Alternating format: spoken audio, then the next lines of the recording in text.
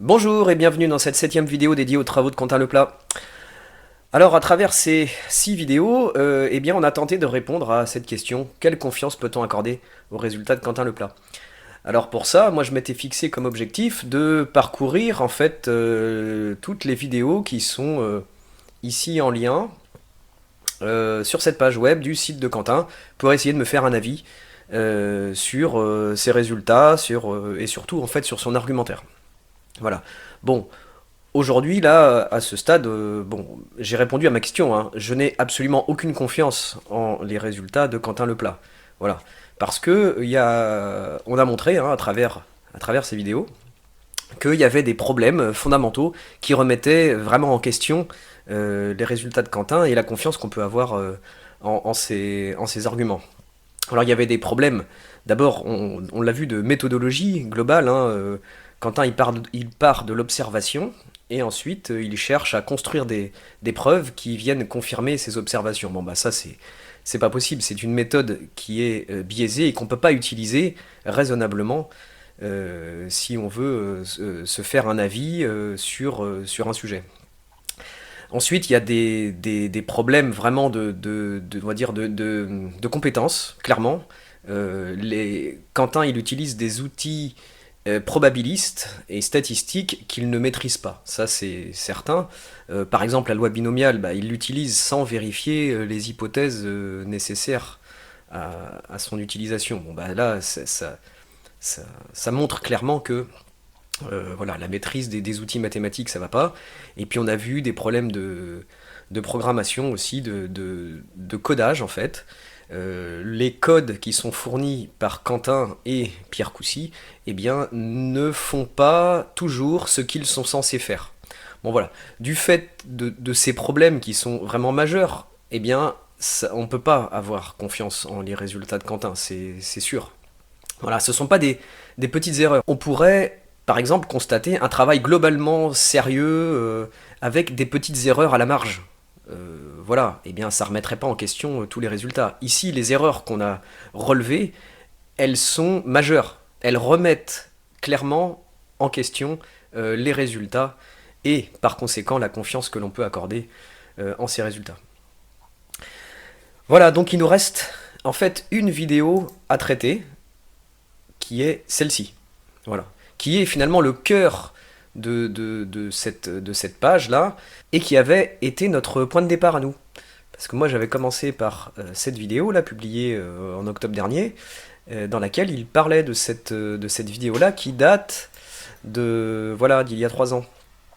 Et puis je vois qu'il aime bien parler de cette vidéo, puisque dans sa dernière vidéo, là d'il y a 2 semaines, il la mentionne à nouveau.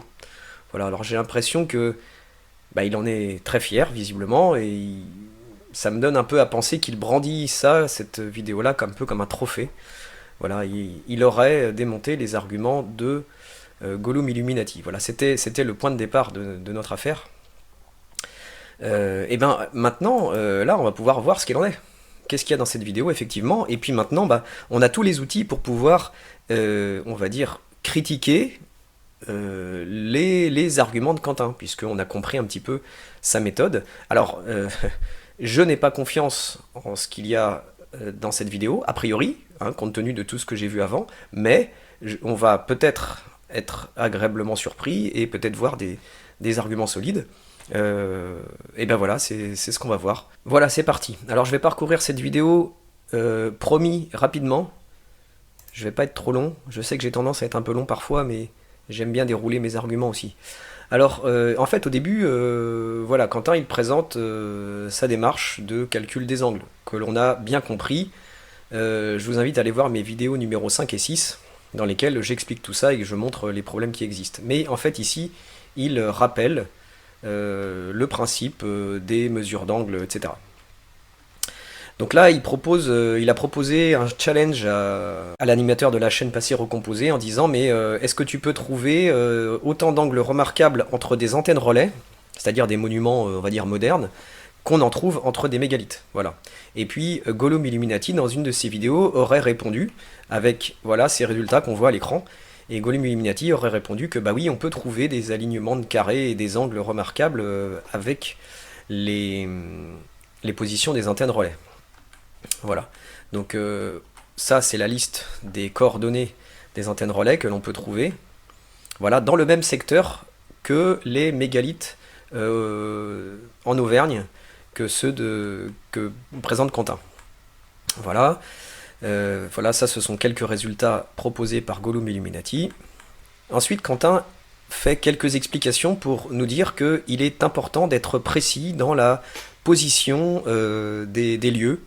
Voilà, si on veut pouvoir construire comme ça des grilles constituées de carrés et les angles associés. Voilà, si pour chaque lieu on se prend une marge un peu trop grande, eh bien il dit que évidemment on va faire coller des carrés un peu comme on veut, donc c'est important d'être précis et d'avoir une marge d'erreur relativement petite.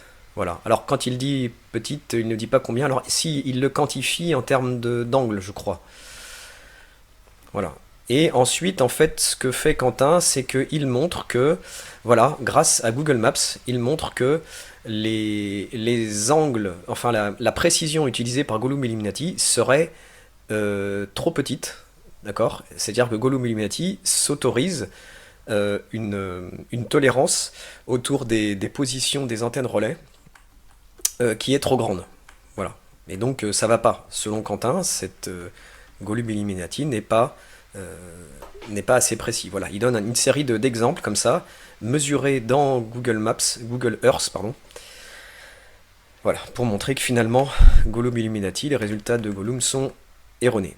Et puis ensuite, il donne quelques exemples, toujours dans Google Earth, avec les mégalithes. Voilà. Et il dit, bah, si on fait le même travail avec les mégalithes, eh bien, ça fonctionne bien. Voilà, c'est ce qu'il montre ici. Voilà, il explique à nouveau que Gollum Illuminati a pris des marges trop importantes. Voilà, et il prend comme ça il montre que sur quelques angles, voilà, avec quelques mégalithes, eh bien, on trouve des correspondances avec les angles remarquables de façon précise. Voilà, ici quelques arguments. Ensuite, il présente sa fameuse notice que dont on a déjà parlé. Et puis après, il y a tout un truc avec d'autres résultats, mais qui n'ont pas vraiment de lien avec notre vidéo. Enfin, je vois pas trop ce que ça fait là, mais ok. Ensuite, il y a ce graphique qui est très intéressant. Mais je pense que ce graphique, il est juste illustratif. Mais ça serait bien de voir ce même type de graphique avec des véritables angles. Parce qu'en fait, il explique que lorsque, ici, en fait, en abscisse, on a les angles entre 0 et 45 degrés, et puis ici, c'est la fréquence d'apparition de chacun des angles. Voilà, et il dit que bah, si les angles ils étaient répartis de façon complètement aléatoire, et ben on aurait quelque chose comme ça, un graphique de ce type-là. Et si il y a des angles qui sont redondants, qui apparaissent souvent, et bien voilà, on aurait quelque chose de ce type-là, avec des pics. Très bien. Mais moi je pense que ces deux graphiques qu'il nous montre, ils sont juste, on va dire, factices, c'est juste des images d'illustration pour expliquer le principe. Oui, mais moi j'aimerais bien voir ce genre de graphique sur des vraies données en fait, sur un vrai complexe mégalithique, pour voir si effectivement les pics ils apparaissent. Moi je n'ai pas trouvé dans les vidéos de Quentin un graphique comme ça, construit à partir de véritables mesures en fait. Voilà, parce qu'il dit ensuite que, eh bien, il y a des chercheurs là en Égypte qui ont fait ce genre de travaux. Oui, très bien, mais et Quentin, avec les mégalithes, ça marche ou pas? Donc ça, on ne sait pas. Ensuite, le lien avec le Soleil et la Lune, tout ça, mais bon, ça n'a pas de lien direct avec nos angles. Voilà, donc il explique que ce sont des angles qu'on retrouve un peu partout. Oui, d'accord, mais ça ne me dit pas si on peut les retrouver sur les mégalithes en Auvergne. Ensuite, voilà, carton rouge. Et il fait ce test. Donc il fait le test. Tout à l'heure, il a fait le test avec Google Earth sur quelques angles. Et maintenant, il va considérer tous les angles pour tous les mégalithes. Et il fait la même chose avec les antennes relais. Okay, en fait, il a deux fois son même fichier de calcul, là, dont on a montré qu'il y avait des problèmes. Hein, mais et il va faire le test et il va regarder la probabilité pour chacun des deux cas. Okay, d'un côté 16 antennes relais, de l'autre pardon, d'un côté 16 antennes relais, de l'autre 16 mégalithes pris dans la même région avec les mêmes réglages, etc. Et puis ces fichiers, alors évidemment les mêmes angles remarquables, voilà, et puis on a d'un côté ici une probabilité, mais on sait que en fait ce calcul est faux, il faut plutôt aller regarder la valeur de petit k, là c'est le nombre de correspondances avec les angles remarquables. Ici il y en aurait 7 pour le côté mégalith et il y en aurait 0 pour les antennes relais. Et puis enfin, il termine, voilà, mais là c'est sur autre chose, il prétend que Gollum Illuminati n'est pas tout à fait honnête sur la critique des travaux de Quentin, etc. Mais là il parle de dimension sur une église ou une cathédrale, je ne sais pas. Enfin après là ce sont des choses qui ne sont pas dans le sujet que je traite, donc je ne sais pas. Voilà, donc on s'arrête là. Alors moi maintenant je vais essayer de comprendre comment ça se fait qu'on obtient un résultat meilleur, une valeur de petit k meilleure avec les mégalithes par rapport aux antennes relais. Premièrement, on avait déjà vu que si on s'autorise une petite variation de quelques mètres autour de la position des mégalithes, eh bien ça augmentait significativement, enfin en tout cas on pouvait significativement augmenter la valeur de petit k. Et puis le deuxième point, c'est que Quentin reproche à Gollum Illuminati de s'autoriser une variation un peu trop importante autour de la position des antennes relais. Très bien, mais quand on regarde cette carte, okay, en vert c'est la position des mégalithes, en rose c'est la position des antennes relais. On voit tout de suite que les antennes relais, elles sont dispersées sur un espace bien plus grand. En moyenne, les distances entre les antennes relais ici, elles sont bien plus grandes par rapport aux distances entre les mégalithes. Et donc, forcément, ça a un impact sur la variation que l'on s'autorise sur la position des antennes relais. Explication. Voici deux points, les deux points rouges qui représentent la position de 2 mégalithes ou 2 antennes relais, enfin peu importe. Et puis en bleu, la droite qui passe par ces deux points.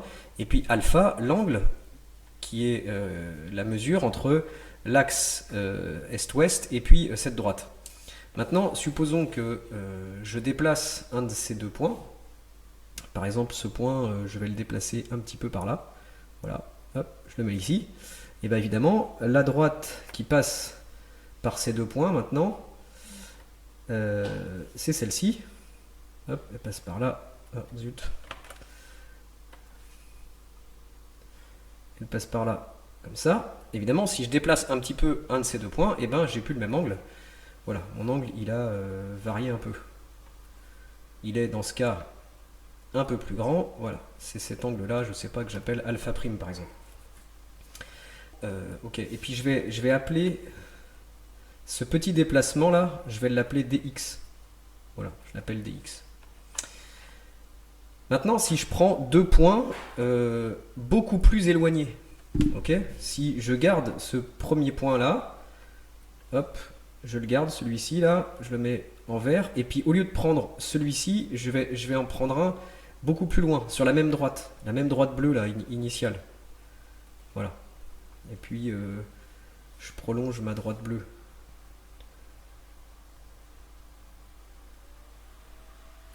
Voilà, supposons que initialement j'avais pas les deux points rouges là, les deux points rouges initiaux, mais ces deux points verts, c'est-à-dire deux points un peu plus éloignés. Si maintenant je fais un petit déplacement, le même petit déplacement, hein, dx, de la même valeur que mon petit dx rouge là, dx, voilà, et bien ma nouvelle droite entre ce point vert et celui-ci là, eh bien il va pas être le même que alpha prime. Ok, on voit que ici il va être plus petit.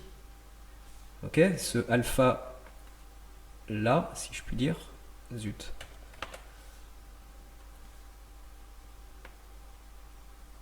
Voilà. Je vais l'appeler alpha seconde. Voilà. Donc en fait, au départ, j'ai deux points rouges. Ok, si je me déplace d'une valeur dx, j'obtiens un alpha prime, ok, une différence par rapport à alpha. Par contre, si mes deux points sont plus éloignés, ok, de la même manière que ces deux points verts là, je me déplace toujours de la même manière, de la même valeur dx, eh bien ma variation d'angle sera pas la même. Je vais obtenir alpha seconde là. On voit bien qu'il n'est pas la même. Donc en fait, quand j'ai deux points très éloignés, un petit déplacement ne va pas engendrer la même variation d'angle. Et inversement, si je veux obtenir la même variation d'angle entre alpha et alpha seconde qu'entre alpha et alpha prime, il va falloir que mon petit dx vert soit plus grand que le petit dx rouge.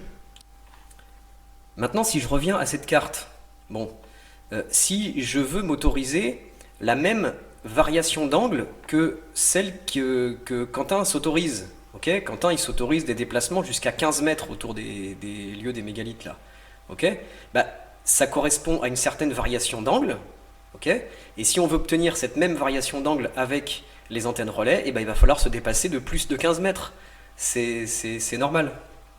Et donc, peut-être que Golub Illuminati, finalement, il s'est juste autorisé la même variation d'angle que Quentin. Mais évidemment, ça implique des déplacements plus grands du fait que les antennes relais sont espacées par des distances bien plus grandes. Alors le problème qui se pose, c'est que en fait, Quentin, il le connaît ce problème. Il sait très bien qu'entre deux points éloignés, eh bien, une variation de position engendre une variation d'angle plus petite. Et pourquoi il ne le mentionne pas en fait? Pourquoi il n'en parle pas? Et en fait, il est là le problème, c'est que Quentin, il met pas tout sur la table.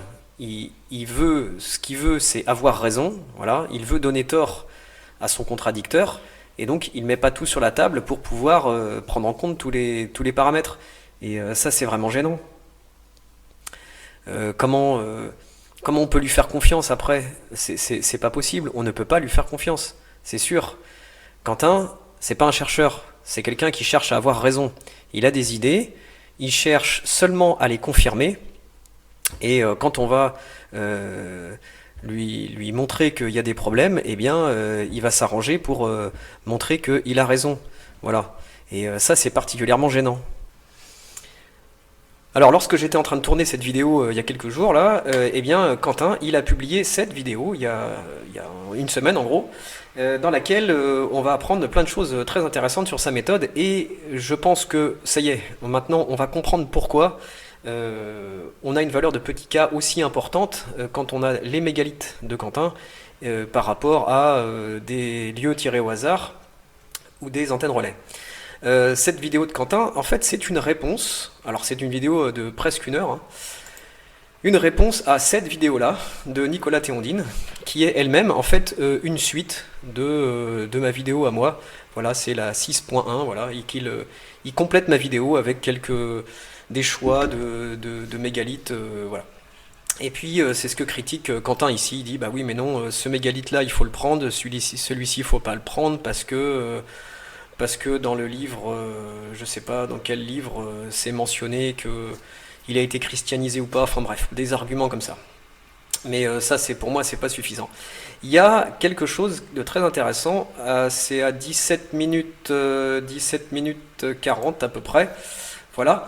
En fait, il nous explique que ces deux mégalithes-là qui font partie de la liste, hein, c'est Saillant à gauche et puis Rochnité à droite, là, sur les photos. En fait, ce sont des pierres dans le sol, mais qui ne sont pas référencées dans les livres. Voilà, elles ne sont pas référencées en tant que mégalithes, dolmens dans les livres. Voilà, c'est ce qu'il nous dit. Très bien. Et donc lui, il les a rentrés dans sa base de mégalithes. Pourquoi? Bah parce que en fait, il a constaté que ça rentrait dans son schéma son schéma habituel là, des triangles de Pythagore en nombre entier et de double ou triple carré et tout ça. Okay, donc il nous explique qu'il y a des menhirs, des dolmens, et puis il constate, alors je ne sais plus exactement, mais il constate que voilà, le menhir de Saillant, il est sur la diagonale de ce carré-là. Voilà. Et donc, puisque le menhir de Saillant, il est sur la diagonale d'un carré, que lui-même a défini, hein, eh bien, alors il dit, bah, c'est un menhir. Alors que bah, si c'est référencé nulle part ailleurs, bah, ça suffit pas en fait. Cette méthode pour dire que cette pierre dans le sol est un menhir, mais cette méthode, est-ce qu'elle est utilisée par d'autres? Est-ce qu'elle est validée par ailleurs? Je ne crois pas en fait. Hein. Donc en tout cas, il n'y a aucune source qui... En tout cas, il donne pas de source. Donc voilà. Et puis ensuite, deuxième exemple, avec Roche-Nité. Il construit ces triangles de Pythagore, là, et puis il constate que ça tombe ici, là, à l'intersection de droites construites avec les triangles de Pythagore. Et donc il met ce caillou aussi dans la catégorie des menhirs, ce qui n'était pas fait encore jusqu'à maintenant dans la littérature. Et ensuite, il met ces deux pierres-là dans la liste des menhirs. Mais là, il y a un vrai problème de raisonnement. C'est-à-dire qu'il a choisi ces cailloux parce qu'ils correspondaient à des angles remarquables. Et ensuite, ces cailloux font partie de la liste qui permettent de montrer que ces cailloux dans le sol correspondent aux angles remarquables. Mais évidemment qu'ils correspondent aux angles remarquables puisqu'ils ont été choisis pour ça. Quentin a choisi les cailloux pour ça, et après il s'étonne de voir qu'il y a une très bonne correspondance avec les angles remarquables. Mais évidemment, le test il est biaisé depuis le départ par cette méthode. C'est ici l'erreur, elle est fondamentale, elle est grossière. C'est même drôle en fait de voir une erreur comme ça. Et je pense qu'il s'en rend même pas compte, puisqu'il nous l'explique ici, sans sans aucun problème. Voilà. Donc je pense qu'il s'est même pas rendu compte de l'énormité de l'erreur qu'il commet ici. Une erreur de raisonnement, mais voilà. Donc son résultat, il est forcément biaisé à la fin. On obtient forcément une valeur de petit k élevée avec les mégalithes si ils ont été choisis de cette façon-là. Alors ici, c'est juste les deux exemples de Saillant et Roche-Nité, mais et les autres, est-ce qu'ils n'ont pas été choisis de la même manière? On ne sait pas, ça j'en sais rien. Mais s'il est capable de commettre une erreur de raisonnement aussi grossière que celle-ci, qu'est-ce qu'il en est de tout le reste, quoi?